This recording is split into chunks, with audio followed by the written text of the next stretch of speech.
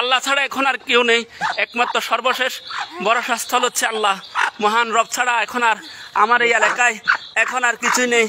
আপনি দেখতে পাচ্ছেন মানুষ যে যেভাবে পারতেছে তারা বাঁচার চেষ্টা করতেছে।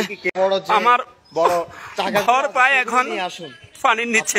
যারা এখনো ত্রাণের বিষয় বা কোনো বিষয় চিন্তা করছেন তাদেরকে বলবো, আপনারা যে অন্তত বড় বড় ড্রাম আছে, ড্রাম বা উদ্ধার অভিযানের যে বাহন রয়েছে আমাদেরকে সেগুলো একটু ভিক্ষা দিন, আমাদেরকে উদ্ধার অভিযানের বাহন ভিক্ষা দিন। সারা দেশের মানুষের কাছে উদ্ধার অভিযানের বাহন ভিক্ষা চাচ্ছি। আসছি আমার বাড়ির দরজায়, আমার বাড়ির দরজায় এখন প্রায় গলা পরিমাণ পানি। আমার আম্মা আব্বা যারা পরিবারের সদস্য রয়েছে তারা এখানে বাড়ির পাশে একটি বিল্ডিং এর ৫ তলায় তারা অবস্থান নিয়েছে। এই এক কঠিন পরিস্থিতি। আল্লাহ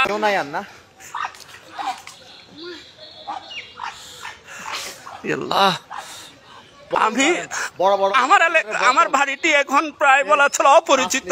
বোতল নিয়ে আসুন আপনারা, আপনারা হচ্ছে রাবারের বড় বড় আমার বড় ঘর প্রায় এখন আসুন পানির নিচে। বড় বড় মনে হয় মানে যেভাবে যারা এখনো ত্রাণের বিষয় বা কোনো বিষয় চিন্তা করছেন তাদেরকে বলবো, আপনারা যে অন্তত বড় বড় ড্রাম আছে, ড্রাম বা উদ্ধার অভিযানের যে বাহন রয়েছে আমাদেরকে সেগুলো একটু ভিক্ষা দিন, আমাদেরকে উদ্ধার অভিযানের বাহন ভিক্ষা দিন। সারা দেশের মানুষের কাছে উদ্ধার অভিযানের বাহন ভিক্ষা চাচ্ছি।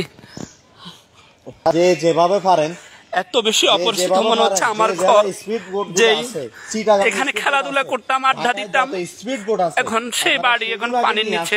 আপনারা সেগুলো নিয়ে আসুন, নিয়ে এসে হচ্ছে মানুষগুলোকে আগে বাঁচান।